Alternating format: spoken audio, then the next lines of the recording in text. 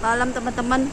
Eh, Baru pulang kerja, kebetulan dapat isarohnya untuk meluruskan sesuatu ya.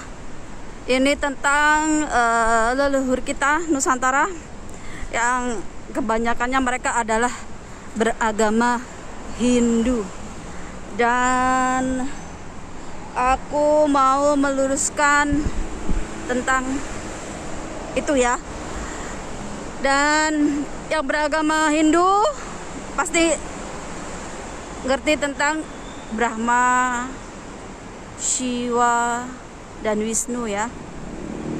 Itu adalah dewa-dewa yang mayoritas diamini sama penganut agama Hindu.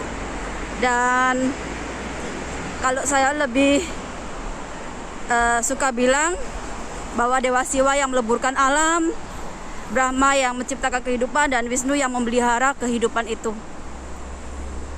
Kenapa mereka disebut dewa? Karena mereka punya kekuatan dari alam. Kenapa mereka punya kekuatan alam? Karena mereka menyatu dengan alam. Jadi mereka mempunyai kelebihan kesaktian. Dan mereka itu sebelum mempunyai kesaktian, mereka itu yang dilakukan adalah diri mereka sendiri, yang diperbaiki diri mereka sendiri. Jadi kalau Dewa Shiva meleburkan alam semesta, kalau kita kembali ke diri kita sendiri, kita lihat apa yang gak pantas di dalam kehidupan kita itu, kita hancurkan, kita tinggalkan untuk membuat kehidupan baru lagi, yang lebih baik lagi. Misalnya kalau kita ini suka molimo, kita suka yang berbuat gak baik, suka merendahkan orang lain, suka membeda-bedakan, merasa kita ini lebih baik daripada orang lain. Tinggalkan itu. Tinggalkan itu hal-hal yang buruk. Dengan apa? Dengan kita menciptakan kehidupan baru yang lebih baik lagi. Agar apa? Agar kita ini bisa merasakan kebesaran dan kekuasaan Tuhan, agar kita bisa menyatu dengan alam. Kalau kita sudah meninggalkan, memusnahkan hal-hal buruk yang ada pada diri kita sendiri, kita bisa memulai kehidupan baru. Kalau kita sudah memulai kehidupan baru, kita bisa memelihara kehidupan kita itu dengan cinta kasih, dengan kasih sayang, tidak hanya pada diri sendiri, tapi juga orang lain, dengan makhluk ciptaannya yang lain. Itu intinya dari ketiga dewa itu, yang ibaratnya aku itu diminta untuk menjelaskan sebenarnya yang leluhur-leluhur kita itu yakini dulunya. Jadi mereka ketika melihat sesuatu yang gak baik, sesuatu yang melanggar dari tatanan Sang Pencipta, dihancurkan, dileburkan. Agar apa? Agar mereka itu bisa membangun kehidupan yang lebih baik lagi, tidak hanya untuk diri sendiri, tapi juga untuk orang lain. Kalau mereka sudah bisa membangun kehidupan yang baru, mereka akan merawat, melestarikannya. Jadi itu yang leluhur kalian mau bilang. Makanya kenapa mereka itu jadi ratu, jadi raja yang hebat, karena mereka berkeyakinan mereka bisa meleburkan hal-hal yang tidak baik, hal-hal yang merusak, agar menciptakan kehidupan yang lebih baik lagi, tidak hanya untuk diri sendiri tapi juga untuk orang lain. Kalau sudah terjadi itu, maka tinggal merawatnya saja, melestarikannya lagi. Itu intinya dari agama nenek moyang kita yang mereka yakini. Dan kalau sekarang ada kesalahan, itu bukan salah mereka, bukan salah agamanya, tapi salah orang-orangnya yang terkadang itu menyalahgunakan kepintarannya, keilmuannya untuk menipu, untuk kepentingan golongan.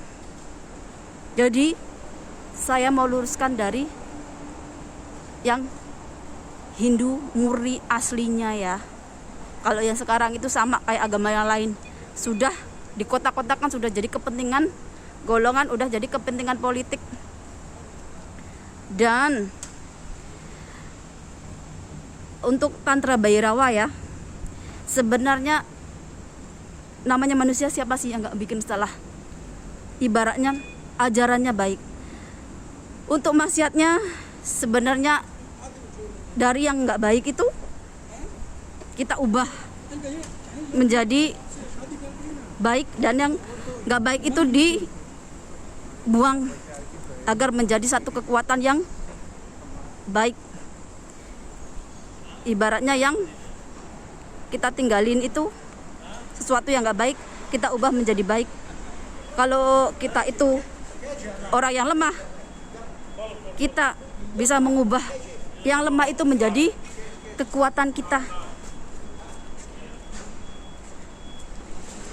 Jadi kita itu dari dalam diri kita sendiri. Kita ini, setiap manusia punya kekuatan yang tersimpan. Jadi kalau kita itu mau menggali kekuatan itu, kita bisa menemukannya. Dan aku harap ini bisa agak memulihkan ya tentang agama yang dianut oleh leluhur kita.